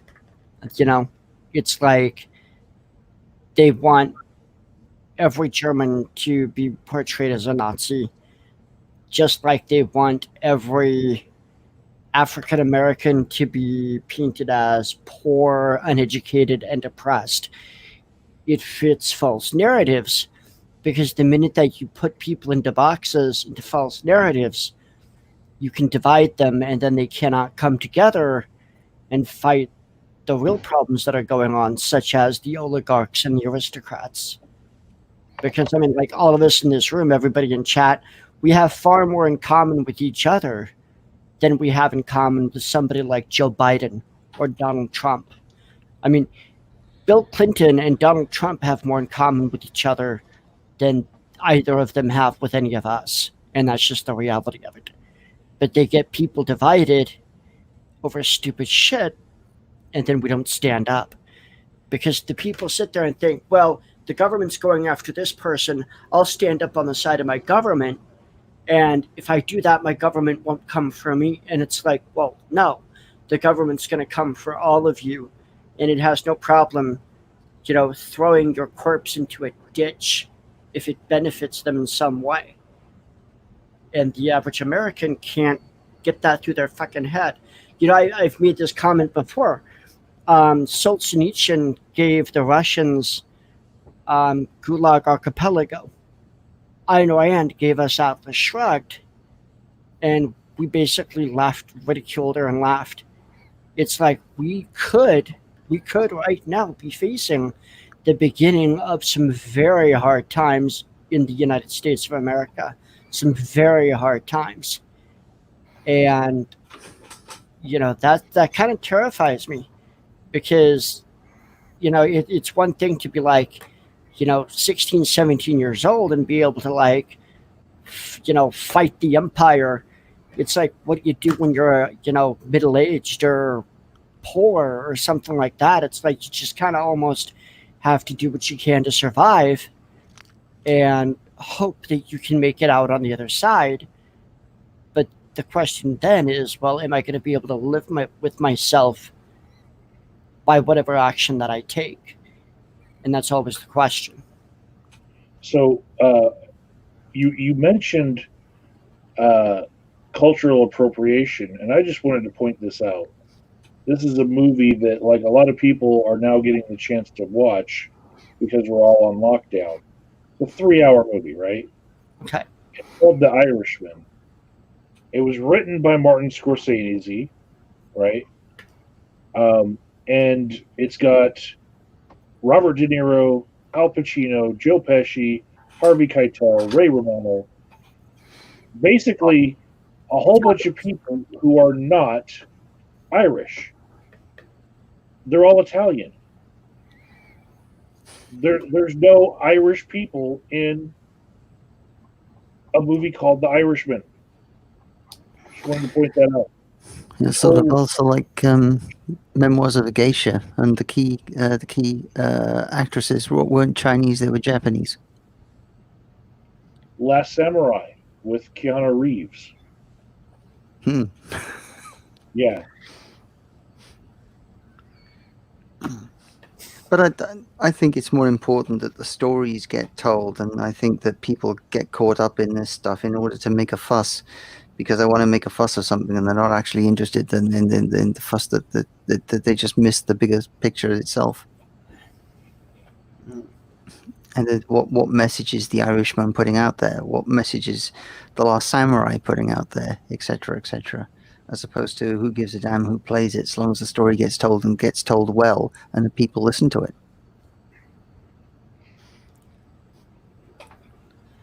I did manage to terrify a Nazi when I was in prison. I had him thinking that I could summon Satan. So I did a little bit of melodramatic performance, but I had him scared. So he backed the fuck up real quick. So, Nick, I'm going to address it with you. Do you think Jewish people are more likely to steal people's houses? No, that's totally what gypsies do, not Jews. Oh my goodness, Nick, you're horrible. I can say that because I'm part gypsy. Come on, man. Nick, you're part everything. I'm Irish. I'm German. I have a tiny little bit of Romanian. I have some other things in me. Oh, Okay. I'm apparently related to Thomas Jefferson. Nick, your people have been killing your people for centuries. The what? Say that again.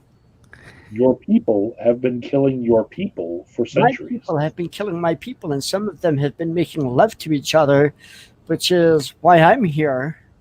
So I am here to spread the love, but unfortunately I have haters who want to see the war go on and on. They want Germans and Jews at each other's throats. They want gypsies and Jews at each other's throats.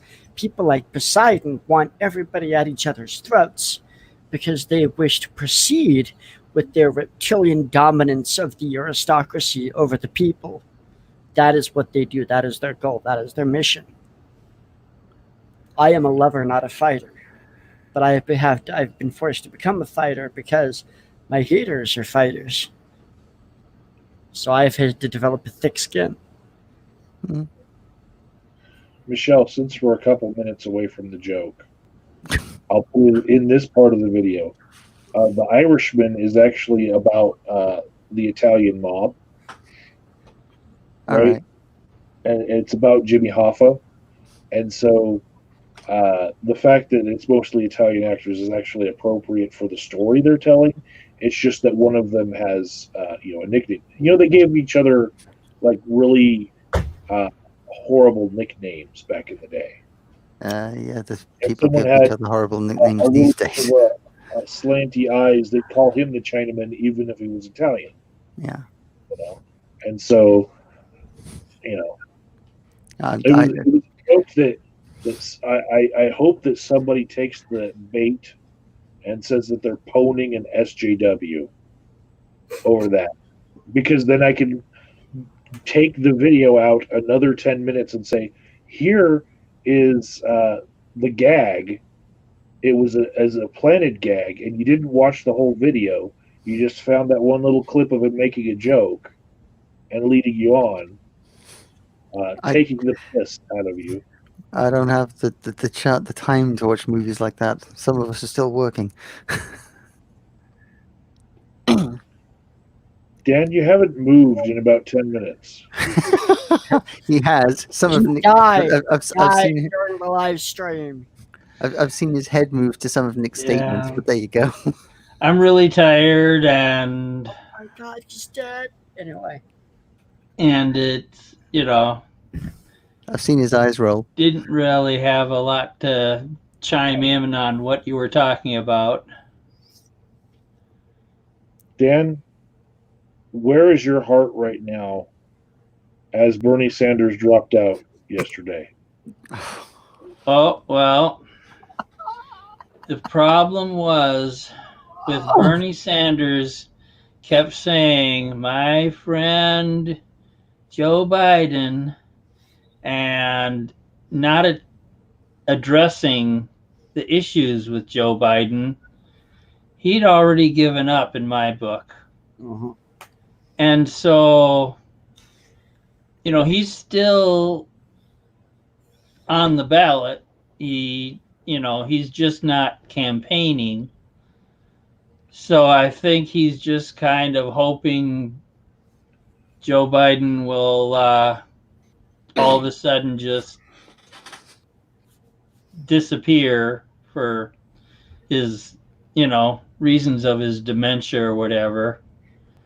And then he could just waltz in. But of course, the DNC isn't going to allow that because they have chosen to ignore democracy and appoint their chosen king.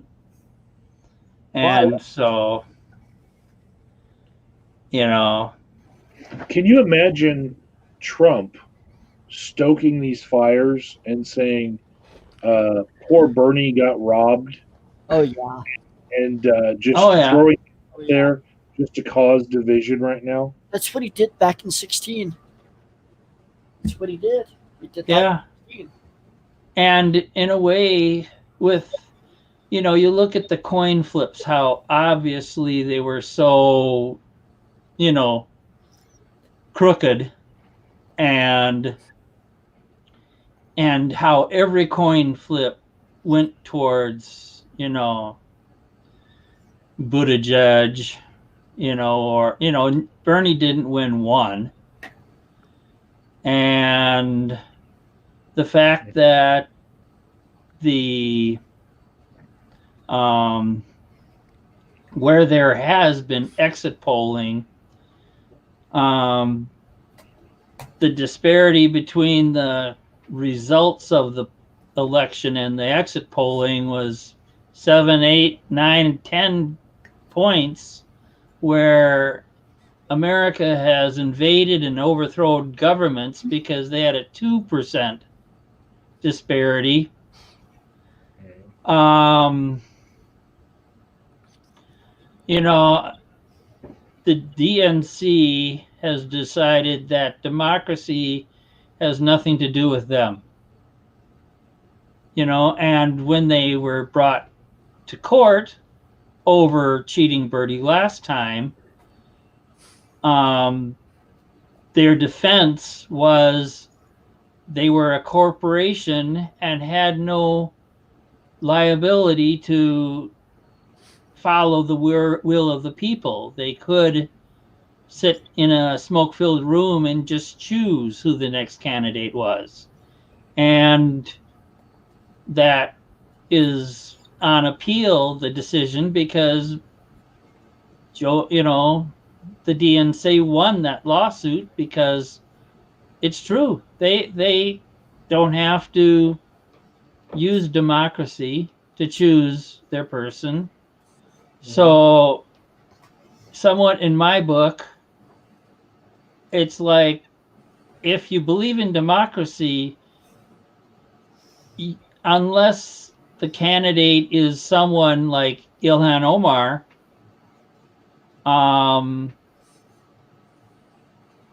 I don't want to vote for him. Okay. And do you live in Omar's? No, I'm just a few miles away from it. Okay. But we do have Lindsay Port, and she ran Ilhan's campaign, which Ilhan won, so she's decent with that. But so she's running this year, so yes, I will be voting for her.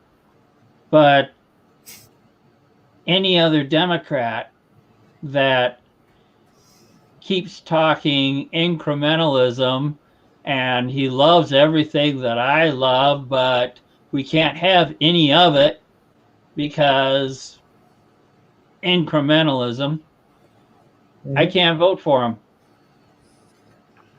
I find it very hard to hear the old arguments that we can't pay for Bernie's plan. Where are you going to get the money? Where are you going to get the money to pay for it? When we just passed a coronavirus bill with trillions of dollars, basically to prop up corporations. Oh yeah. Right? And what about the military budget? Stop all these senseless, useless wars, all this trying to overthrow Venezuela and everywhere else.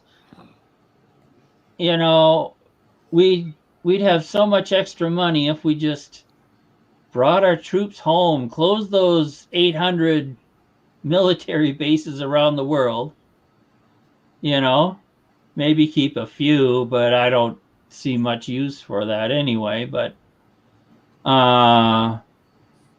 we could have money to do so much here. All of the homeless people in my city are either in an arena that is converted to a homeless shelter, or they're in a hotel because they found the money to do it.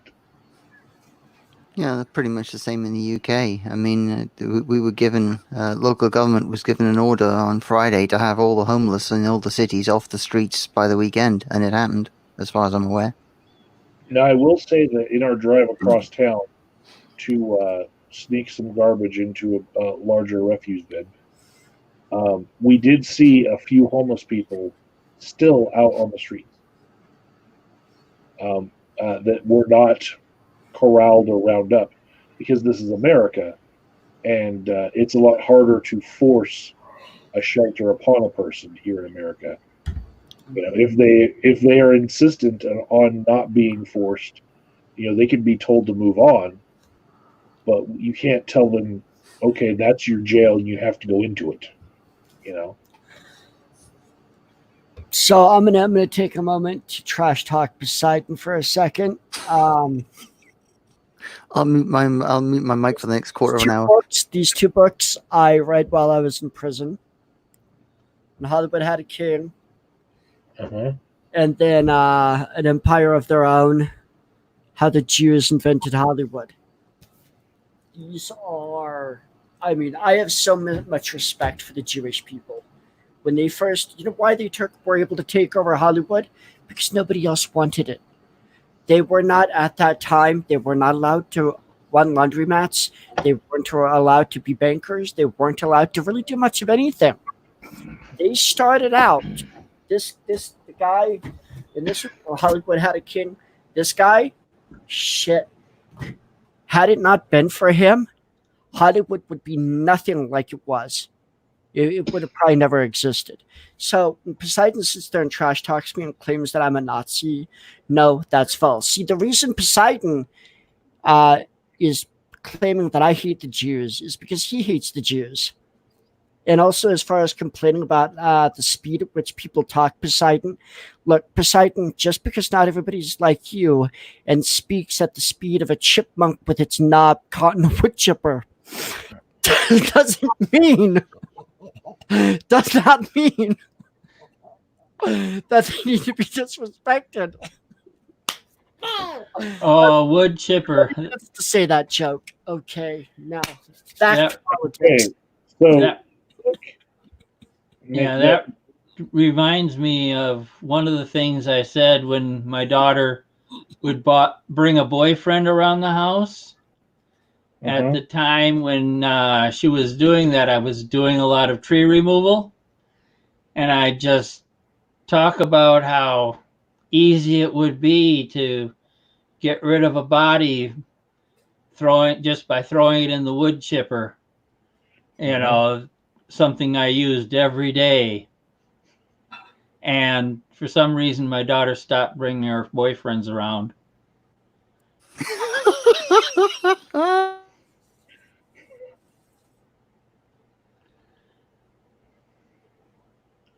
Yeah, there's the talk that fathers usually have with their daughters' boyfriends. Oh yeah. You know, sometimes it involves giant hatchets being just left around the house conspicuously.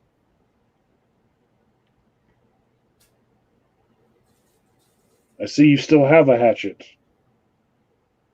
Oh Big- my cleaver. Yes,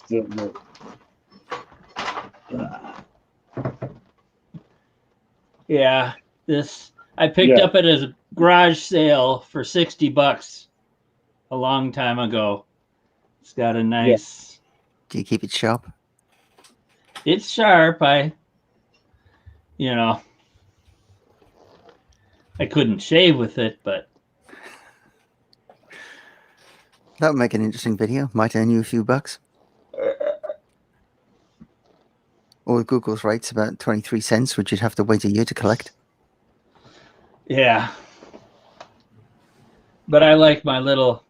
I found this on Let Go. It's sort of, it's a used items. It's, it's a veterinarian's injection thing. Sort of looks like those things they used to use on smallpox vaccinations. Yeah, and you can turn this dial for different dosages because this part just, but it's pretty, it's kind of fun to play with. It's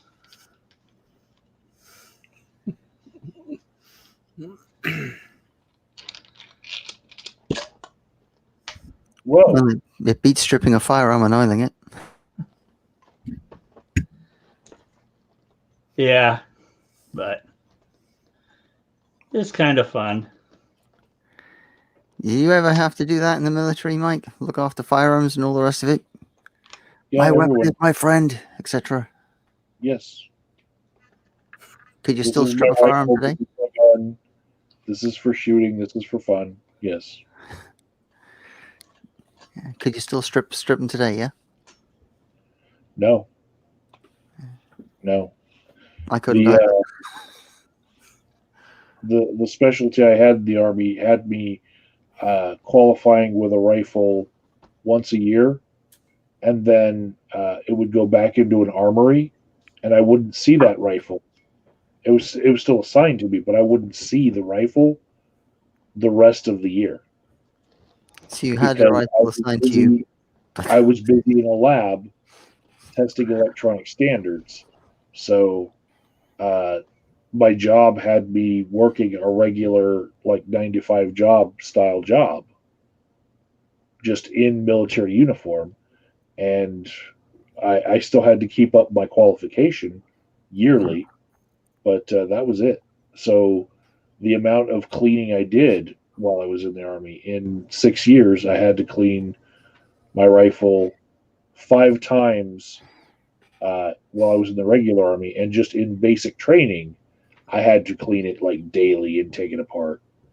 But by the end of my time in the military, I could not field strip an M16 and then put it back together without like a little mat that we had that showed where if you laid out all the parts, then you had them all. Hmm. I couldn't get it as deep cleaned as you possibly could without seeing all the parts on that mat and knowing, oh wait, I need to take this part apart too. Have you ever seen some of those videos on YouTube where the Russian children take apart the AK-47s and stuff like that? No.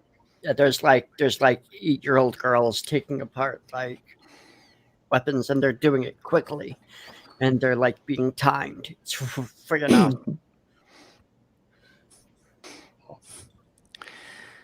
Nick, Well, it's been a 2-hour stream, and I do have to get some sleep because I work tomorrow. Okay. I have homework to do. I actually should get to. So I got 10 Yes, days sure. off. And as soon as this stream is over, I know Dan has some nudism to get back to. Nick, question for you, if I may, about prison. One of the books I read was Prison Ramen. And one of the things that was in there, it was all about food, prison life, etc., is when people came in and they were addicts and that they'd go into basically shock, a sudden withdrawal. And there was a recipe with small chocolate bars and all the rest of it into a massive sugary drink and force it down the person's neck to bring them back. What was that for real? I never saw that or heard about that, but you'd be surprised how creative those people can be with a package of noodles and the few ingredients that you can come up with in prison. It's just, I mean, it's like it passes for currency. And it also depends on which institution you're in. If you're in in LA County Jail, the packages are $1. If you're in regular prison, they were 25 cents. So it's a real discrepancy. It's a very bizarre culture. The problem is when you get out, you see, because I was in there for white collar crime, but when you get out, you start to know it because you learn how criminals act. You know, people like me who are innocent, who just fucked up, versus the real criminals, and it's like you start to see criminal behavior, degrees of it, in everybody in society. I mean, when I first got out, I started having panic attacks when I was just out in public. So I had to I got that handled real quick because I was like, I do not need to have panic attacks. But you start to feel, you realize how much regular society is a lot like a prison itself. It's just a matter of degrees. Yeah, we're all criminals. Mike. 3 hours. Theft of service. All right. Hopefully I don't go to prison for putting my rubbish in the wrong bin. So You won't. take care, everybody. Thanks, Mike. Thanks for inviting me. Awesome. Good night. Bye. Good morning. Yeah, good morning. Yeah. Oh, just got 9 Yeah. 9 a.m. here. 9 a.m. 3